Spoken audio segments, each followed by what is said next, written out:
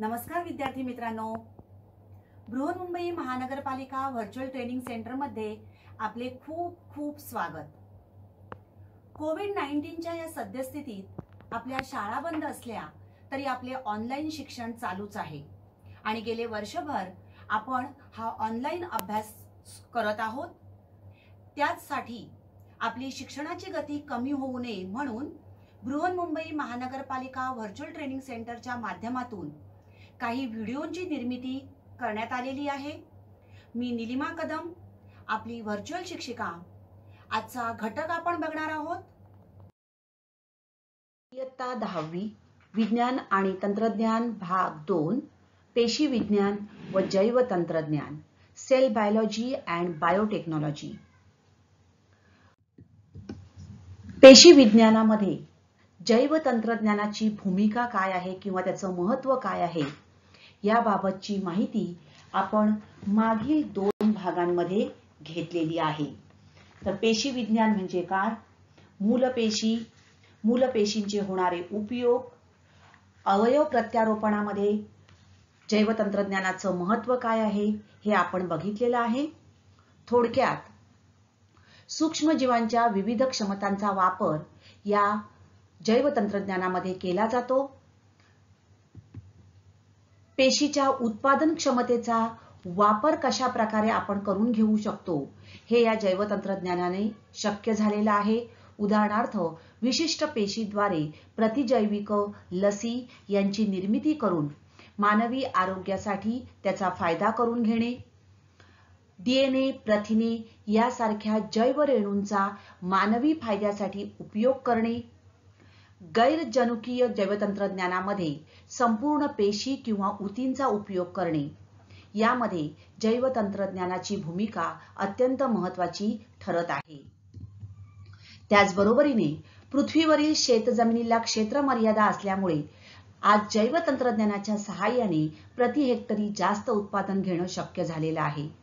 रोग प्रतिकारक वाण या जैव तंत्रज्ञानाने तयार करून रोग नियंत्रणावर होणारा खर्च कमी करणं शक्य झालेलं आहे। लवकर फळधारणा होणाऱ्या जाती तयार झाल्यामुळे वरच्या काठी जास्त उत्पन्न घेणं हे सुद्धा या जैव तंत्रज्ञानामुळे आज शक्य झालेलं आहे। आणि बदलतं तापमान, पाण्याचे प्रमाण, जमिनीचा कस अशा पर्यावरणामध्ये होणाऱ्या बदलत्या पर्यावरणात सुद्धा तग धरणाऱ्या वाणांची निर्मिती करणं आणि त्यापासून उत्पादन घेणं हे आज जैव तंत्रज्ञानामुळेच शक्य होत आहे। तर अशा प्रकारे जैव तंत्रज्ञान म्हणजेच काय हे आपण बघितलं आणि या जैव तंत्रज्ञानाचा उपयोग आपण मानवी फायद्यासाठी किंवा वेगवेगळ्या प्रकारच्या सजीवांच्या उत्पत्तीसाठी कशा प्रकारे करून घेतला जातो याबाबत माहिती घेतलेली आहे।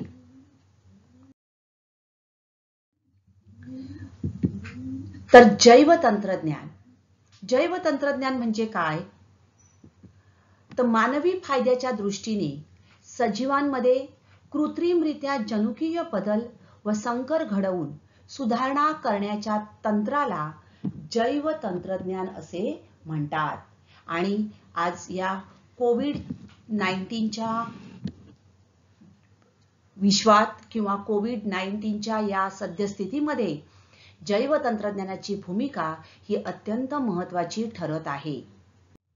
तर जैव तंत्रज्ञानाचे जे व्यावहारिक उपयोग आहेत त्याबाबत आपण मागील भागामध्ये पीक संवर्धन किंवा पीक आणि जैव तंत्रज्ञान याचा संबंध कसा आहे याबाबत माहिती घेतली। आज आपण पशुसंवर्धन यामध्ये जैव तंत्रज्ञानाचं महत्त्व काय आहे ते बघणार आहोत। आता जैव तंत्रज्ञान म्हणजेच काय, तर सजीवांमध्ये कृत्रिमरित्या जनुकीय बदल आणि संकर घडवून त्यांच्यामध्ये सुधारणा घडवून आणण्याची प्रक्रिया म्हणजे जैव तंत्रज्ञान होय। तर याचा उपयोग पशुसंवर्धनामध्ये कशा प्रकारे केला जातो, तर उत्पादनशील पाळीव प्राण्यांची उत्पादन क्षमता किंवा त्यांची उपयुक्तता वाढविण्याच्या दृष्टिकोनातून त्यांचे प्रजनन आणि पालनपोषण करणे हा पशुसंवर्धनाचा खरा अर्थ आहे. आता जैवतंत्रज्ञानाच्या सहाय्याने पशुसंवर्धनामध्ये प्रामुख्याने 2 पद्धती वापरल्या जातात. एक आहे कृत्रिम रेतन आर्टिफिशियल इन्सेमिनेशन आणि दुसरी आहे गर्भ प्रत्यारोपण एम्ब्रायो ट्रान्सफर. यामुळे आपल्याला जे प्राणी आहेत, पाळीव प्राणी आहेत, त्या पाळीव प्राण्यांपासून मिळणारं उत्पादन म्हणजेच त्यांची उत्पादन क्षमता वाढविणे आणि त्या उत्पादनाची गुणवत्ता सुद्धा वाढविणे हे शक्य झालेलं आहे. आता कृत्रिम रेतन आर्टिफिशियल इन्सेमिनेशन यामधून काय केलं जातं तर पाळीव प्राण्यांसाठी प्रामुख्याने दूध देणारी जी जनावरं आहेत, दुभत्या जनावरांच्या कृत्रिम गर्भधारणेसाठी वापरण्यात येणारी ही एक पद्धत आहे. या पद्धतीमध्ये वळूचे किंवा रेड्याचे रेतन संकलन करून ते योग्य प्रक्रिया करून साठविले जाते आणि नंतर त्याद्वारे गाय, म्हैस अशा प्रकारच्या दूध देणाऱ्या जनावरांचं फलन केले जाते. आता महाराष्ट्र शासनाचे महाराष्ट्र पशुधन विकास महामंडळ ही संस्था शासनाचे पशुपैदास धोरण राबविण्याकरता चांगल्या वाणाचे रेतन उपलब्ध करून देते. महाराष्ट्रात वेगवेगळ्या विभागानुसार तेथे असलेल्या देशी पशुधना जातीचे उदाहरणार्थ लाल कंधारी, नांदेड येथील लाल कंधारी, ठाणेमधील डांगी, अहमदनगर किंवा इतर भागामध्ये जर्सी, डांगी, देवणी, खिलारी, लाल कंधारी, तर म्हशींसाठी सुरती, पंढरपुरी, मुऱ्हा इत्यादी प्रकारासाठी त्यांचं वीर्य उपलब्ध करून दिलं जातं आणि अशा प्रकारे पशुवैद्यकीय महाविद्यालयात या पशूंची कृत्रिम रेतन सुविधा आणि असे रेत उपलब्ध असते. महाराष्ट्र राज्यात सध्या 36 अशा प्रकारची जिल्हा रेतन केंद्र आहे. दुसरा प्रकार आहे गर्भ प्रत्यारोपण एम्ब्रायो ट्रान्सफर. आता यामध्ये काय केलं जातं तर भ्रूण हस्तांतरण केलं जातं. यामध्ये फिमेल कडून भ्रूण गोळा केले जातात आणि पाळीव प्राण्यांच्या प्रत्येक प्रजातीला तसंच वन्यजीव आणि विदेशी प्राण्यांना हे भ्रूण हस्तांतरण तंत्र लागू पडू शकतं. गायीमध्ये शस्त्रक्रिया न करण्याच्या प्रक्रिया आणि दीर्घकालीन भ्रूण संस्कृती तसंच क्रायोप्रिझर्वेशनसह साठवणुकीचा पूर्णपणे वापर करण्याची परवानगी देण्यासाठी भ्रूण हस्तांतरण प्रक्रियेचे अत्याधुनिकीकरण विकसित करण्यात आलेले आहे.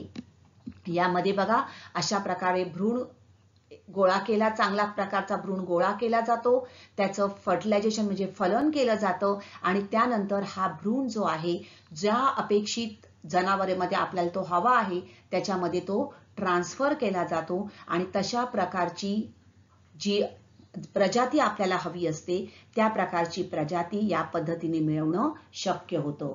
हे आहे गर्भ प्रत्यारोपण.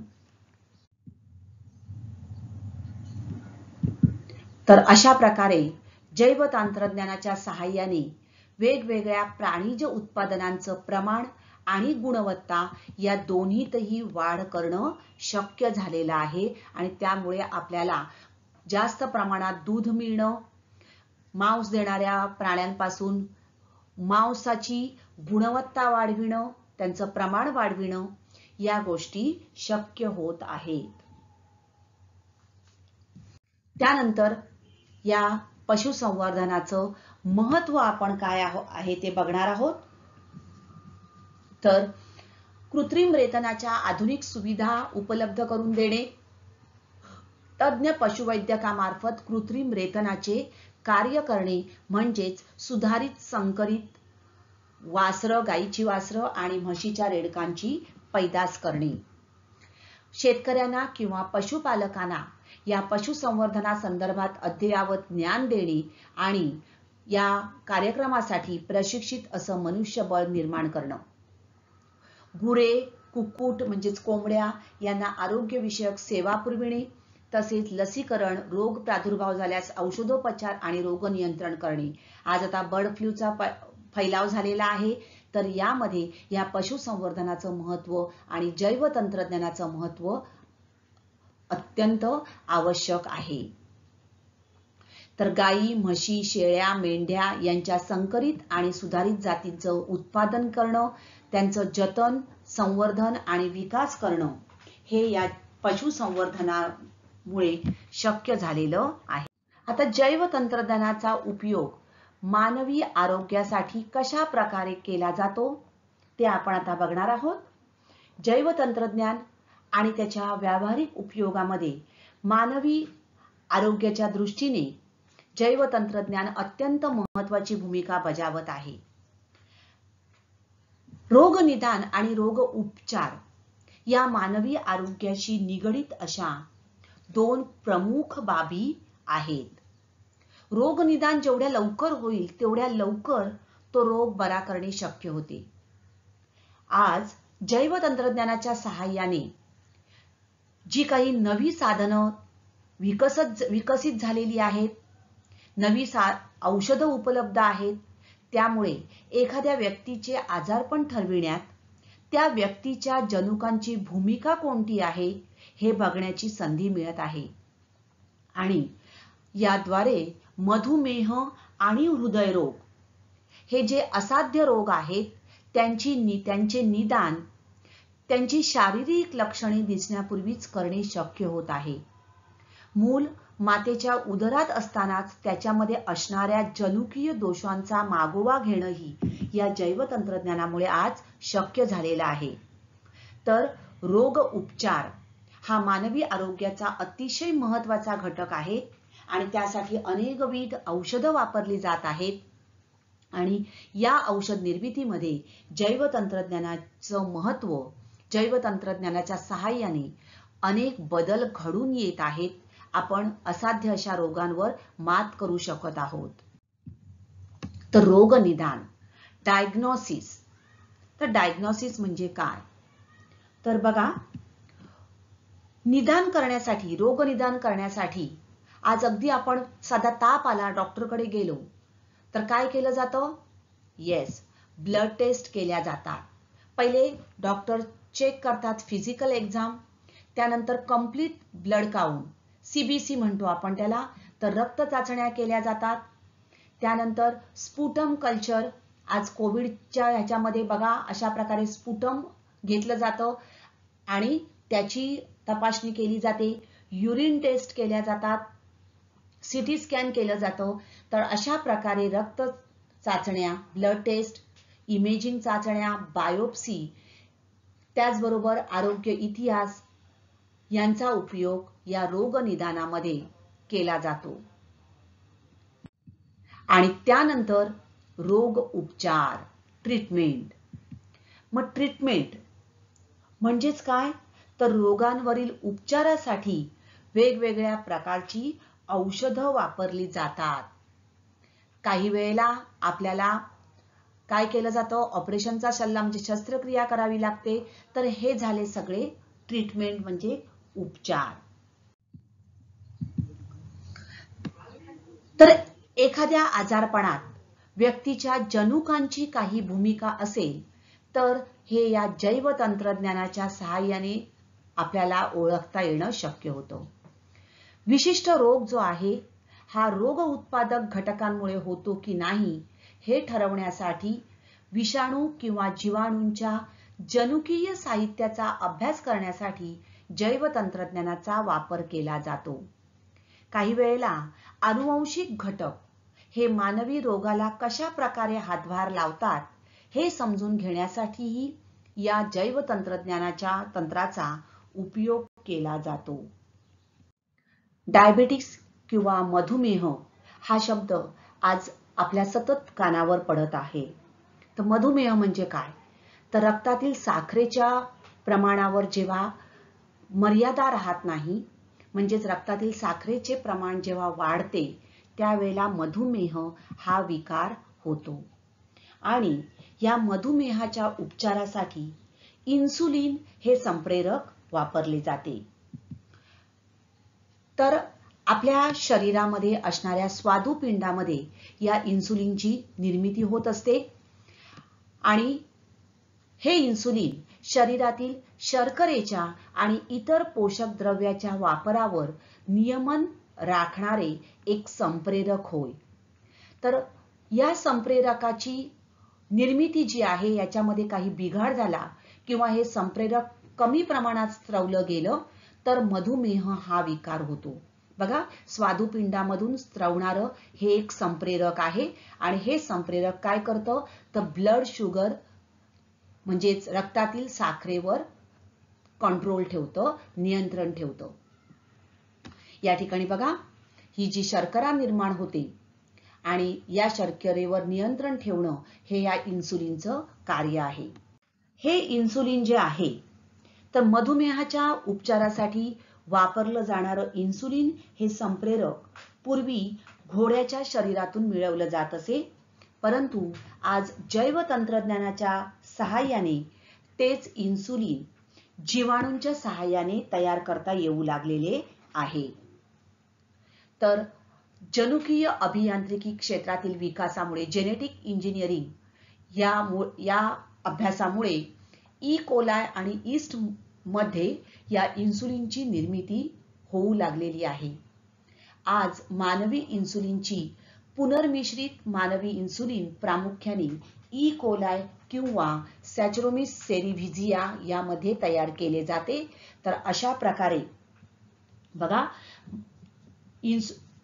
जीवाणूंचा हा जीवाणू आहे, या जीवाणूंच्या जनुकीय आराखड्यात इन्सुलिनचा मानवी जनुक जोडला जातो। ह्यूमन इन्सुलिन जीन आहे बघा, हा इन्सुलिनचा मानवी जनुक कोणामध्ये या जीवाणूच्या जनुकीय आराखड्यात जोडला जातो आणि या ठिकाणी आपल्याला बघा हे अशा प्रकारे या जीवाणू मध्ये हे इन्सुलिन तयार करता येणं जैव तंत्रज्ञानामुळे शक्य झालेलं आहे।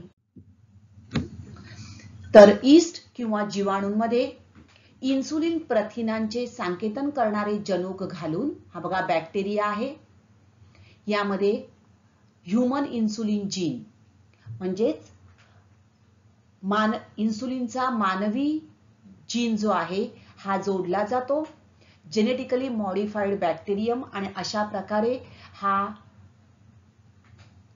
इन्सुलिन असलेला जीन बॅक्टेरिया तयार केला जातो आणि त्या पद्धतीने हे इन्सुलिन प्रोटीन तयार करून फर्मेंटेशनच्या सहाय्याने हे इन्सुलिन रेडी फॉर डिस्ट्रीब्युशन हे इन्सुलिन तयार केलं जातं। आणि अशा प्रकारे आज जैव तंत्रज्ञानाच्या मदतीने जीवाणूंच्या सहाय्याने इन्सुलिन तयार करता येऊ लागलेलं आहे। अशाच पद्धतीने लसी आणि प्रतिजैविक सुद्धा तयार केली जातात। तर लसी आणि लसीकरण म्हणजे काय? Vaccine and vaccination. विद्यार्थी मित्रांनो, लसी म्हणजे काय? व्हॉट इज व्हॅक्सिन हे तुम्हाला सगळ्यांनाच चांगलं माहिती आहे। किंबहुना या शब्दाशी आपला आज रोज संबंध येत आहे, बरोबर? कोविड-19च्या या सद्यस्थितीत व्हॅक्सिनचं महत्त्व काय आहे हे आपल्या सर्वांना चांगलंच माहिती आहे। आज विविध देशांमध्ये या कोविड-19च्या साठी लस तयार करण्याचं काम अगदी युद्ध पातळीवर चालू आहे। तर लस म्हणजे काय? तर विशिष्ट रोगजंतू अथवा रोगाविरुद्ध कायमस्वरूपी अथवा काही कालावधीपुरती प्रतिकार क्षमता मिळवण्यासाठी दिलेले प्रतिजन म्हणजेच अँटीजन युक्त पदार्थ म्हणजेच लस होय। बघा, कोविड-19 व्हॅक्सिन आज वेगवेगळ्या कंपन्यांमधून या कोविड-19 वर संशोधन मोठ्या प्रमाणावर चालू आहे आणि त्यामुळे आपण या कोविड-19ला प्रतिकार करणारी अशी लस तयार केली तर जगाचं होणारं जे नुकसान आहे ते आपण नक्कीच थांबवू शकणार आहोत. तर लस म्हणजे काय? तर प्रत्येक लस म्हणजे खुद्द त्या रोगाचे मेलेले किंवा अर्धमेले केलेले जंतू असतात किंवा त्या जंतूंचा अंश असतो. ही जी लस आहे हे जंतू, या लस म्हणजेच काय तर हे जंतू असतात आणि हे जंतू आपल्या शरीरात सोडले जातात. बघा, जाणीवपूर्वक व्हॅक्सिन जे आहे हे दिलं जातं, बरोबर. ही लस दिली जाते. ही लस शरीरात गेली की आपल्या शरीरात त्या रोगाची रंगीत तालीम सुरू होते. बघा, लस म्हणजे काय लक्षात घ्या. तर कोणतीही लस म्हणजेच एक अजब असं रसायन असतं आणि यामध्ये एखाद्या आजाराचे रोगजंतू, उदाहरणार्थ आता व्हॅक्सिन जर आपण कोविड-19 हे व्हॅक्सिन घेतलं तर कोविड-19चे रोगजंतू म्हणजेच हे विषाणू आहेत. तर कोविड-19 हा विषाणूमुळे, व्हायरसमुळे होणारा रोग आहे. तर कोविड-19 हा व्हायरस आपल्या शरीरात सोडला जाणार आहे. तर एखाद्या आजाराचे रोगजंतू हे जिवंत किंवा अर्धमेले असतात आणि हे रसायन आपल्या शरीरात गेल्यानंतर त्या व्यक्तीच्या शरीरात रंगीत तालीम सुरू होते. म्हणजे काय होतं तर त्या विषाणू किंवा जीवाणूला नष्ट करण्याची आणि त्या रोगजंतूंविरुद्ध किंवा त्या आजाराविरुद्ध लढण्याची प्रतिकार शक्ती आपल्या शरीरात निर्माण होते. आता या लसीमध्ये सबळ जंतू नसल्याने रोग होऊ शकत नाही, परंतु शरीराला त्या रोगजंतूशी लढण्याचा अनुभव प्राप्त होतो. तर अशा प्रकारे ही लस दिल्यामुळे काय होतं की आपल्या शरीरामध्ये एक प्रकारची रोगप्रतिकारक प्रणाली, इम्युन सिस्टीम तयार होते. मग लस काय करते? बघा, ही जी लस आहे ही लस काय करते? BCG लस, त्रिगुणी लस, अशा वेगवेगळ्या लसी लहान मुलांना दिल्या जातात. हे तुम्ही ऐकलेलंच आहे. तर एखाद्या व्यक्तीला लस दिल्यावर त्यामध्ये काय आहेत? जिवंत, मृत किंवा अर्धमेले असे जंतू आहेत. हे आपल्या शरीरात गेल्यानंतर आपल्या शरीरामध्ये असणाऱ्या पांढऱ्या पेशी, या सैनिक पेशी आहेत. या पांढऱ्या पेशी त्या रोगजंतूंविरुद्ध लढायला म्हणजेच लढाई सुरू करतात. त्या पांढऱ्या पेशींना एक रंगीत तालीम मिळते आणि या पांढऱ्या पेशींमध्ये टी लिम्फोसाइट्स म्हणजे स्मृती पेशी असतात. रोगप्रतिकारक शक्ती या रोगजंतूंशी लढण्याची काही कौशल्ये, साधने या लिम्फोसाइट्स मध्ये ही स्मृती म्हणजेच आठवण साठविली जाते. तर अशा प्रकारे ही स्मृती साठविल्यानंतर त्या पांढऱ्या पेशींमध्ये प्रतिपिंडे तयार होतात. प्रतिपिंडे म्हणजे अँटीबॉडीज तयार होतात. आता ही जी प्रतिपिंड, अँटीबॉडीज ज्या तयार झालेल्या आहेत, या अँटीबॉडीज या टी लिम्फोसाइटच्या स्मृतीत साठवल्या जातात आणि त्यानंतर ही रोगप्रतिकारक प्रणाली काम करायला सुरुवात करते. जेव्हा कधी खरोखरच रोगजंतूचा संसर्ग होतो, म्हणजेच ते रोगजंतू आपल्या शरीरात जेव्हा येतात, त्यावेळेला या रोगजंतूंवर या स्मृतीपेशी आक्रमण करतात आणि प्रतिपिंडे तयार करतात. म्हणजेच रोगप्रतिकारक प्रणाली जी आहे, इम्युन सिस्टीम जी आहे, त्या अँटीजन्सना म्हणजे त्या आक्रमक अँटीजन्स म्हणजे काय, जे रोगजंतू जे आहेत ह्या रोगजंतूंना ओळखते आणि बी लिम्फोसाइट्स जे आहेत हे त्यांच्यावर हल्ला करण्यासाठी अँटीबॉडीज तयार करतात आणि या रोगजंतूंचा नाश केला जातो. तर अशा प्रकारे ही लस प्रत्यक्षपणे कार्य करते आणि म्हणूनच लसीकरण अत्यंत आवश्यक आहे. मग लसीकरण म्हणजे काय? तर एखाद्याला या पद्धतीने लस देणे म्हणजेच लसीकरण होय. लसीकरणामुळे आजाराची तीव्रता कमी होते. म्हणजेच रोगजंतू जर आले तर बऱ्याच प्रमाणात या रोगजंतूंचा नाश केला जातो. त्यामुळे ते रोगजंतू जितक्या प्रमाणात आपल्यावर अटॅक करणार आहेत तितक्या प्रमाणावर करू शकत नाहीत. म्हणजेच आजाराची तीव्रता कमी होते. काही वेळेला तो आजार टाळला जातो. म्हणजेच ते रोगजंतू जरी आपल्या शरीरात आले तरी त्यांचा नाश केला जातो. So how do vaccines work? बघा, अशा प्रकारे आपल्याला त्या विशिष्ट रोगाविरुद्ध लढण्यासाठी रोगजंतू आपल्या शरीरात सोडल्या जातात. आपल्या शरीरात या अँटीबॉडीज तयार होतात आणि ज्या वेळेला खरोखर हे रोगजंतू आपल्या शरीरात येतात त्यावेळेला आपल्या शरीरातील हे जे रोगजंतू जे अँटीबॉडीज तयार करून आपल्या शरीरातील इम्युन सिस्टीम त्या अँटीजन्सना ओळखून अँटीबॉडीज तयार करते आणि त्यांचा नाश करते. तर अशा प्रकारे प्रतिकार शक्ती वाढविण्यासाठी या लसीचे शरीरात देणे म्हणजेच लसीकरण होय. तर या लसीकरणामुळेच आज दरवर्षी लाखो लोक वाचू शकतात आणि आपल्या शरीराच्या नैसर्गिक संरक्षणासह रोगाचा धोका कमी करण्यासाठी आपली रोगप्रतिकार शक्ती वाढविण्यासाठी लसीकरण अत्यंत आवश्यक आहे.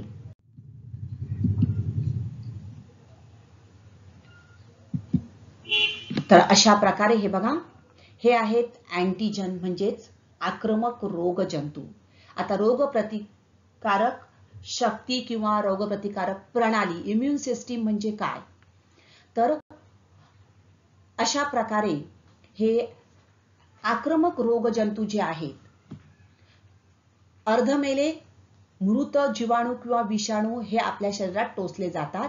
परंतु आजकाल अशा प्रकारे जीवाणू किंवा विषाणू प्रत्यक्ष न टोचता किंवा प्रत्यक्ष शरीरात न घालता अँटीजन म्हणजेच हे आक्रमक रोगजंतू म्हणून काम करणारी प्रथिनं शरीरामध्ये टोचली जातात.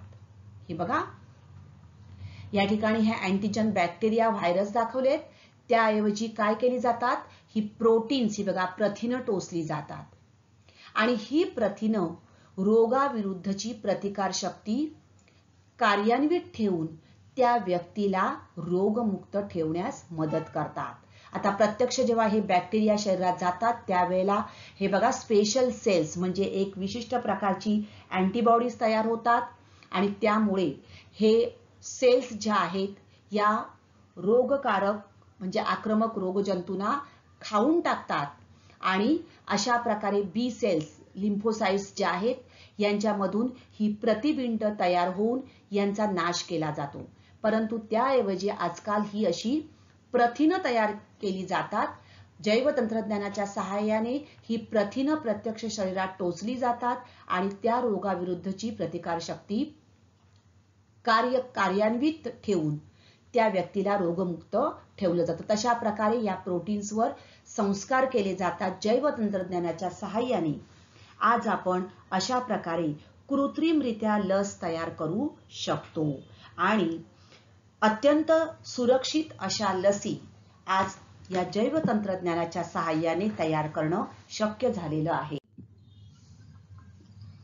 आता खाद्य लसी. खाद्य लसी म्हणजे काय?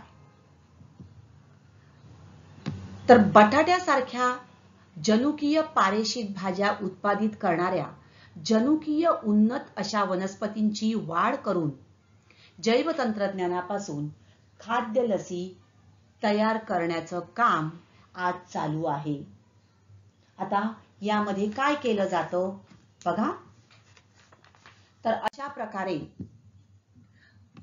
मानवात आढळणाऱ्या रोगजंतूंमधून एक इच्छित असा जनुक बाहेर काढला जातो. उदाहरणार्थ या ठिकाणी आपण बघितले व्हिब्रियो कॉलरा किंवा इश्चरेशिया कोलाई या रोगाचे रोगजंतू काढले जातात. कुठून? मानवामधून. त्यानंतर हा जो विषाणू आहे किंवा तो जनुक आहे तो बॅक्टेरिया तो काय केला जातो तर बटाट्याच्या पानांच्या तुकड्यांमध्ये सोडला जातो. Bacteria infect potato leaf segments. बटाट्याच्या पानांच्या तुकड्यांना संसर्ग करणाऱ्या जनुकीय पारेषित वनस्पती विषाणूच्या माध्यमातून त्या वनस्पतीच्या पेशीत हा विशिष्ट विषाणू किंवा जीवाणू सोडला जातो।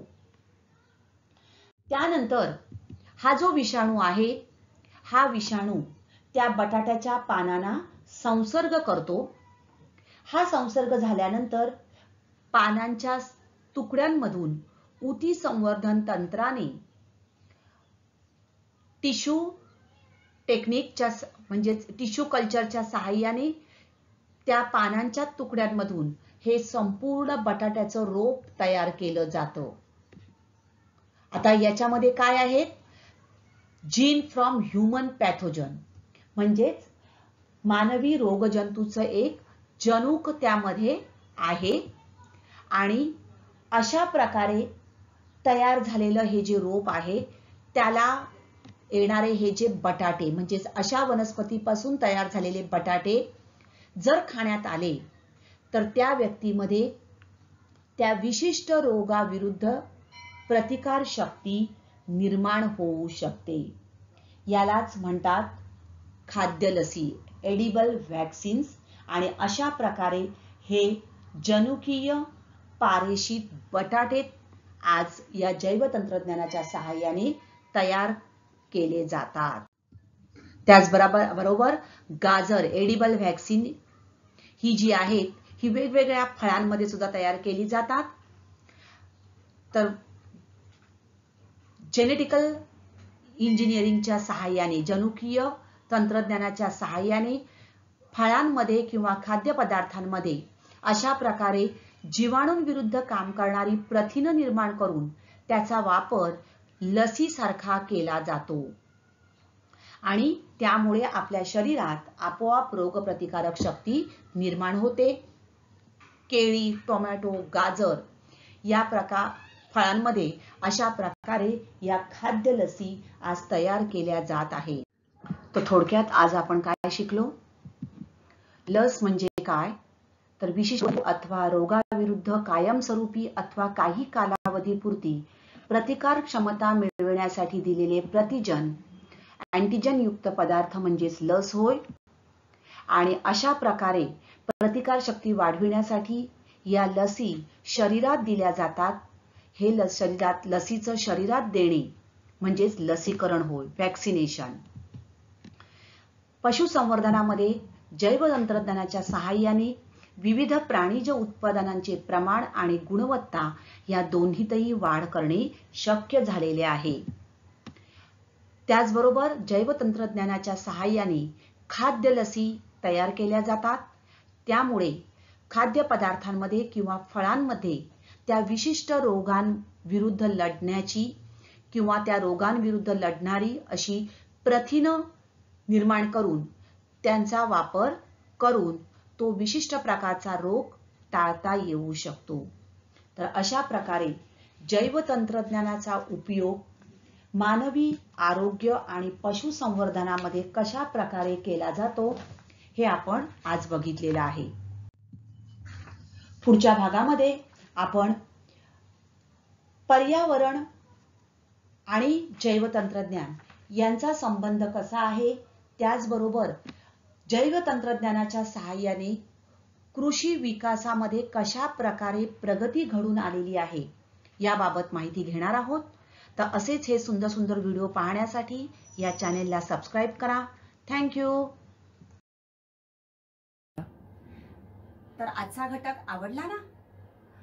अशीच माहिती मिळवण्यासाठी या चॅनेलला सबस्क्राइब करा आणि हे व्हिडिओ पुन्हा पुन्हा पहा। पुन्हा भेटणार आहोत पुढच्या भागात। थँक्यू।